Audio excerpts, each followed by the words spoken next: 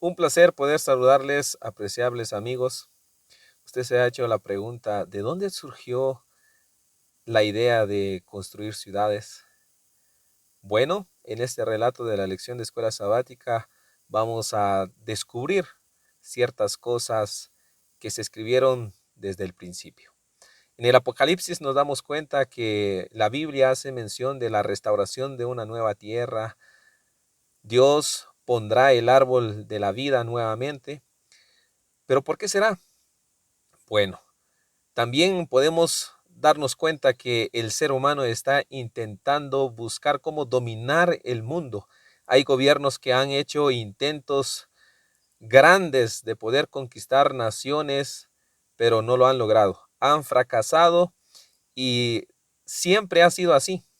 Por eso Dios es el único que gobernará este mundo cuando Él establezca de nuevo su reino en esta tierra. Y en vez de que mejore las circunstancias en este mundo, las cosas irán de mal en peor.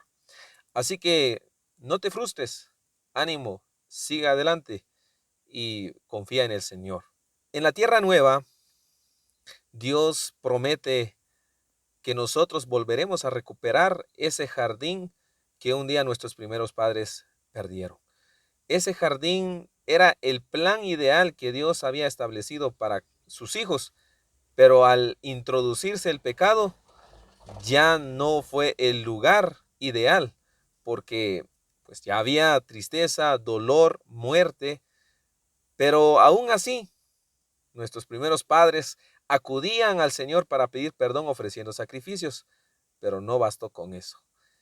Pero también la Biblia menciona de un personaje grande como Nimrod, quien fue uno de los grandes cazadores en aquel tiempo, pero también intentó gobernar y dominar este mundo, intentando construir la Torre de Babel.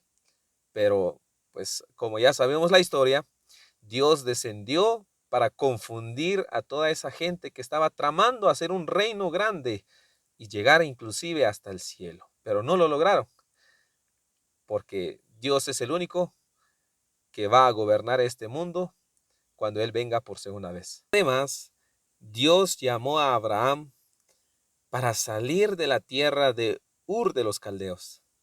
Pero no solo era por el simple hecho de salir. Sencillamente, Dios tenía un propósito para la vida de Abraham. Dios quería que la descendencia de Abraham fuese algo diferente a las demás naciones. Ese era el plan ideal de Dios con el pueblo de Israel. Por eso el Señor, a través de Moisés, constantemente le recordó al pueblo cuál era su propósito. El propósito era ser un ejemplo para las naciones, que a través del pueblo de Israel Dios pudiese atraer a todas las demás naciones.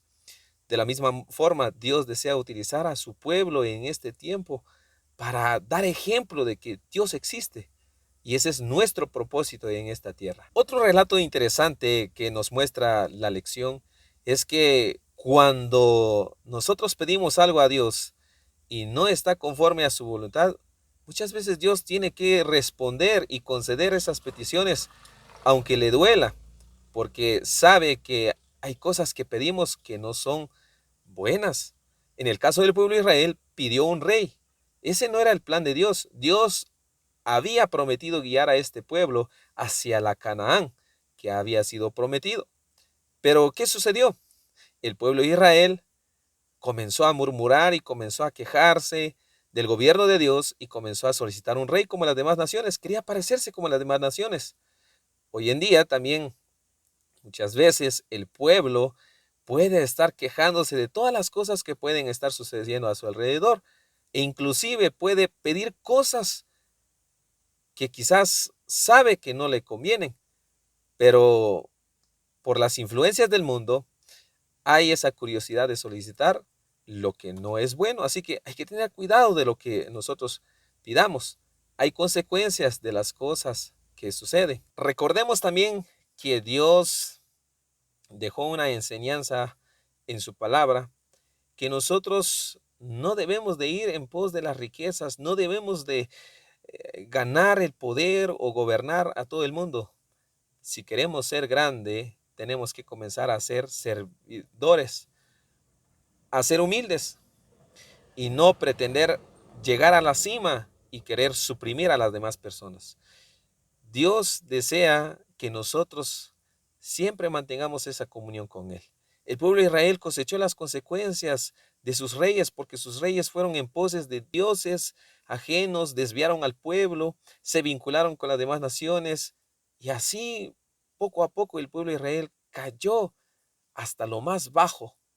Pero Dios levantará un pueblo en estos últimos días que tendrá que hacer la diferencia en este mundo lleno de corrupción. Por último, Dios desea que tú y yo seamos luces en este mundo.